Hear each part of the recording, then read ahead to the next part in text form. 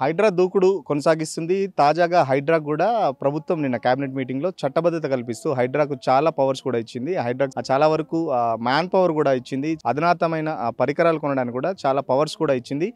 రీసెంట్‌గా జలవిహార్‌కి సంబంధించి హైడ్రాకు కొన్ని కంప్లెయింట్స్ ఎళ్ళాయి. జలవిహార్‌కి సంబంధించి మనతో పాటు జలవిహార్ మేనేజ్మెంట్ వాళ్ళు మనతో పాటు ఉన్నారు. సార్ ఏంటి జలవిహార్‌కు సంబంధించి హైడ్రాకు మీ ఇచ్చిన కంప్లెయింట్ ఏంటి? సో హైడ్రాకి ముఖ్యంగా 3 పాయింట్స్ని కవర్ చేస్తా వాళ్ళు ఇచ్చారు.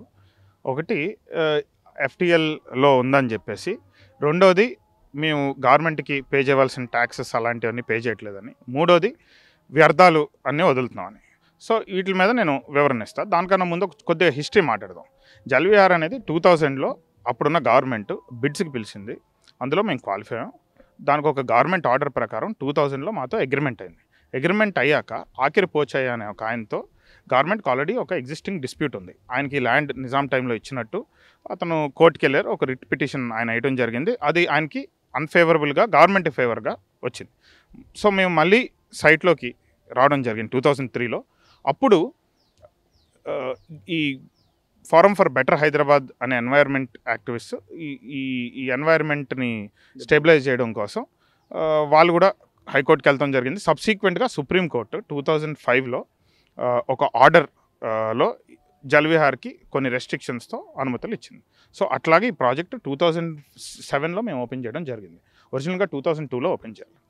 అంటే మాకు అసలు పొజిషనే రాలేదు 5 years. అదొక పాయింట్. సో ఆబ్వియస్లీ ఏమవుతుందంటే అప్పటి నుంచి ఇప్పటి వరకు మేము ఇక్కడ హోటల్స్ ఏమీ కట్టలేదు, ఏమీ కొత్త ఎడిషన్స్ ఏమీ చేయలేదు. మోస్ట్లీ అప్పుడు ఎట్లా ఉందో అట్లనే ఉంది. అప్పుడు మాకు అమ్యూజ్మెంట్ పార్క్కి బ్యాంక్వెట్స్కి పర్మిషన్ ఇచ్చింది. దాంతోనే మేము ఇప్పుడు కూడా కంటిన్యూ అవుతున్నాం. ఇది మొత్తం ఎన్ని ఎకరాల్లో ఉంది? మీరు మొత్తం ఈ కన్స్ట్రక్షన్ సంబంధించి ఎన్ని ఎకరాల్లో చెప్పడం జరిగింది? మొత్తం ఇది మొత్తం 12.5 acresలో ఉందండి. అండ్ 12.5 acresని అదే ఇప్పుడు మీరు చూస్తే ఈ లాన్స్ అన్నీ everything is covered under those 12.5 acres parking lots అన్నీ. సో మేమేమి first of all this is government land, it is lease to us for 33 years. మేము దాన్ని ఆక్యుపై చేసుకున్నట్టు అదేదో అదంతా that is utter nonsense. రెండో 12.5 acres మేము ఆక్యుపై చేసామని ఇంకొకటి వచ్చింది. మేము తీసుకుందే 12.5. సో అండ్ మా పక్కన గవర్నమెంట్ పార్క్ ఉంది. So obviously that is all their baseless and second, వ్యర్థాలు వదులుతున్నాం అని చెప్పేసి ఇంకొక ఆరోపణ వచ్చింది. వ్యర్థాలు వదలటానికి ఇదేమీ this is not industry, chemical industry. Already మీరు మొన్న వారు ఇచ్చిన రిపోర్ట్ ప్రకారమే, సిపిఐ వారు ఇచ్చిన రిపోర్ట్ ప్రకారమే the lakes waters have heavy metals like mercury, arsenic అవన్నీ. అండ్ దాన్ని మేము పొల్యూట్ చేయడం ఏంటండి? Point number 1. సెకండ్, మాకు వచ్చే వ్యర్థాలు ఏముంటాయి? Only human faeces. అంటే టాయిలెట్స్కి సంబంధించింది ఉంది, అది కూడా మాకు ఎస్టీపీ ఉంది, అందరూ వచ్చి చూసుకోవచ్చు. ఓకే, ఇది పబ్లిక్ ప్లేస్, 500 rupees టికెట్ తీసుకుంటే ఎవరైనా వచ్చి చూసుకోవచ్చు. సో ఎస్టీపీ నుంచి మేము దాన్ని సంజీవయ్య పార్క్ మెయిన్ లైన్కి హెచ్ఎండబ్ల్యూఎస్కి ఎవ్రీ మంత్ సెస్ కడతా మేము దాన్ని ఇన్ని ఇయర్స్ మీ మీద చేసిన అలిగేషన్స్ అంటే మీరు ఒకటి జిఎస్టీ ఎగ్గొడుతున్నారని, ఆ ట్యాక్సులు సరిగా కడతలేరని, ఇంకొకటి ఎఫ్టీఎల్ బఫర్ జోన్లో ఒకటి ఉందని, ఇంకొకటి ఏమో ఈ వ్యర్థాలకు సంబంధించి కూడా ప్రధానంగా 3 అలిగేషన్ చేశారు కదా, దానికి సంబంధించి ఏం చెప్తారు? సో ఫస్ట్ 2 నేను ఆన్సర్ చేశాను కాబట్టి ఈ జిఎస్టీ అనే దాని గురించి కూడా చెప్పాలి.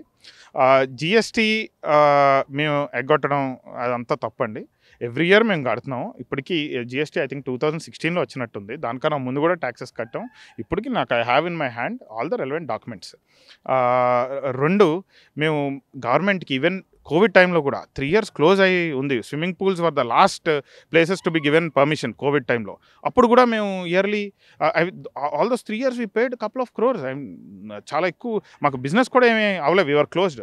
సో అది అసలు that is utter non sense. మేము అన్నీ అప్ టు డేట్ ఉన్నాం. అయితే నేను మీకు ఇందాక చెప్పినట్టు 2000 నుంచి 2005 వరకు మాకు ఇంకా ల్యాండ్ పొజిషన్లోకి రాలేదు కాబట్టి మాకు ఇంకా ల్యాండ్ ఇవ్వకుండానే దాని లీజ్ ఆబ్వియస్లీ వాళ్ళకి డాక్యుమెంటేషన్లో అగ్రిమెంట్ డేట్ నుంచి అని ఉంటుంది కాబట్టి అది వాళ్ళు అడుగుతాం జరిగింది. అది మేము రిప్రజెంట్ చేస్తున్నాం. సరే, ఈ సక్సెసివ్ గవర్నమెంట్స్ అన్నిటికీ రిప్రజెంట్ చేసుకుంటాం జరిగింది. వాళ్ళకి ఇది ఫోకస్ ఇష్యూ కాదు కాబట్టి ఇవాళ వరకు దాని మీద ఏమీ స్పందించలేదు. బట్ ఇప్పుడు స్పందిస్తారు. దానికి ఒక మంచి సానుకూల ఇది అభిప్రాయం దాని మీద ఉంటుంది అనేది నేను ఎక్స్పెక్ట్ చేస్తాను. దట్ అపార్ట్ జిఎస్టీ 1% కడుతున్నాం, 18%, దట్ ఈస్ ఆల్. అది ఎట్లా కడతారండి? అది పోర్టల్లో ఉంటుంది. మీరు ఎంత కావాల్సి అంత కట్టడానికి ఉండదు. It will tell you how much to pay. So అది కూడా అసలు ఇష్యూ లేదు. ఇవన్నీ ఏంటంటే మేము ఎన్సిఎల్టీ ప్రాపర్టీస్ని అక్వైర్ చేస్తాం. ఆ బిజినెస్లో భాగంగా ఈ మధ్యన ఒక రిసార్ట్ మాకు ఫేవరబుల్గా ఒక 5 years తర్వాత సుప్రీంకోర్టులో ఫేవరబుల్ ఆర్డర్ వచ్చిందని మేము అనుకుంటున్నాం. అది మరి అవతల అదర్ పార్టీ కూడా అదే అనుకుంటుందో ఏమో. ఇట్లాంటి బురద అంటే జల్లే అంటున్నారు సుప్రీంకోర్టు గైడ్ లైన్స్ ప్రకారం మీరు కట్టారు, మేము కన్స్ట్రక్షన్ చేసామంటారు. అదే సుప్రీంకోర్టు గైడ్ లైన్స్ కూడా చెప్తుంది ఆ ఎఫ్టీఎల్ కానీ బఫర్ జోన్లో ఉన్న వాటిని కూల్చేయాలని చెప్పేసి హైడ్రా పక్కన చెప్తుంది. దానికేమంటారు? Correct sir. ఇప్పుడు హైడ్రా రెగ్యులరైజ్ చేయడానికి ట్రై చేస్తుంది ఈ సిటీ మొత్తం. That's a very good way to go forward ఫైనల్గా. బట్ సుప్రీంకోర్టు ఏముంది, ఎవరైనా అనాథరైజ్డ్గా ఆక్యుపై చేసినా లేకపోతే లేక్ని స్పాయిల్ చేస్తా అన్నా మీరు యాక్షన్ తీసుకున్నది. First of all this land మీరు 1914 మ్యాప్ కనుక చూస్తే, హైదరాబాద్ మ్యాప్ కనుక చూస్తే, నెక్లెస్ రోడ్ ఉందో లేదో నాకు తెలీదు, ఈ ల్యాండ్ కుందన్బాగ్ కనెక్టెడ్గా 1914 మ్యాప్లోనే ఉంది. సో ఎఫ్టీఎల్కి దూరంగా ఈ బఫర్తో వదులుతా as per supreme court guidelines మాత్రమే రెగ్యులర్ పీసీబీ మానిటరింగ్తో వాటితో మేము కట్టడం జరిగింది.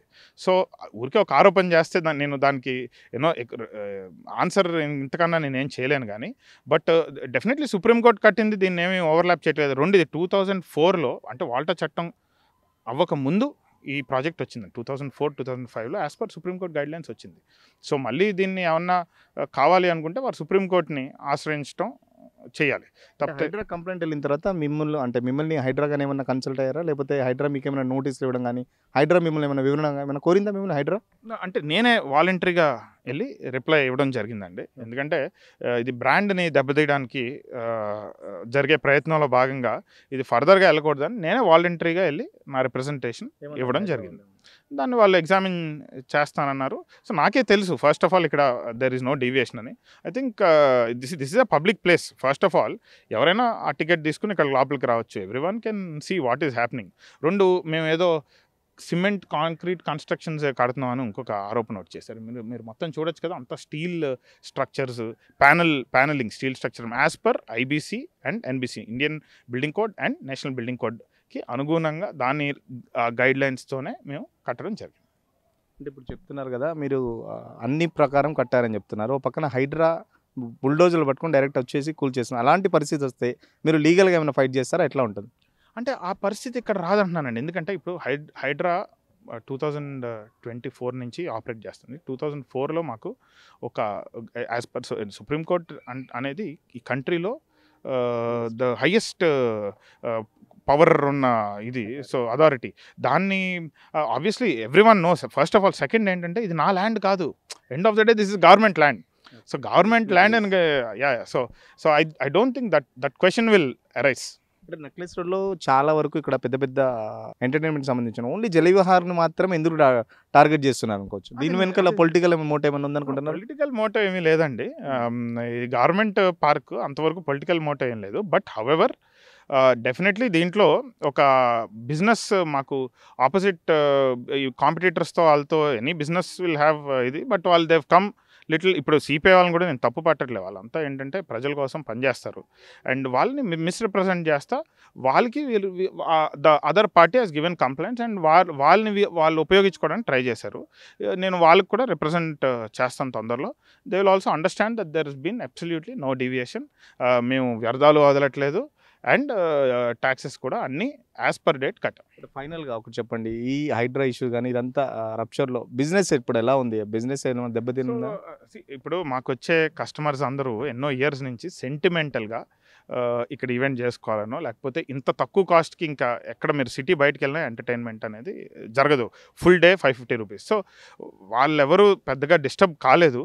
They are all very confident. ఇది ఇప్పుడు ఫస్ట్ టైం కాదండి ఆరోపణ. ఎవ్రీ ఇయర్ అంటే ఈ ఎస్పెషలీ ఆ రిసార్ట్ మేము లాస్ట్ 5 years బ్యాక్ బిడ్ చేసినప్పటి నుంచి ఏదో ఒకటి ఇలా మధ్యలో వస్తూ ఉంటుంది. నేను ఎప్పటికప్పుడు మీ సహకారంతో వివరణ ఇస్తూ ఉంటాను. సో ఫైనల్గా చెప్తున్నది ఏంటంటే జలవిహార్ చట్ట ప్రకారమే అన్ని సుప్రీంకోర్టు గైడ్ లైన్స్ ప్రకారమే జలవిహార్ అనేది మేము కన్స్ట్రక్ట్ చేసాం. ప్రతి సంవత్సరం మా మీద ఇలాగే ఎలిగేషన్ చేస్తున్నారు. ఎందుకంటే మా బిజినెస్ టర్న్ ఓవర్కి సంబంధించి పక్క బిజినెస్ వాళ్ళు కానీ లేకపోతే ఫాల్స్ ఎలిగేషన్ చేస్తున్నారు. హైడ్రా వల్ల కూడా మేము ఆల్రెడీ కలిసాం.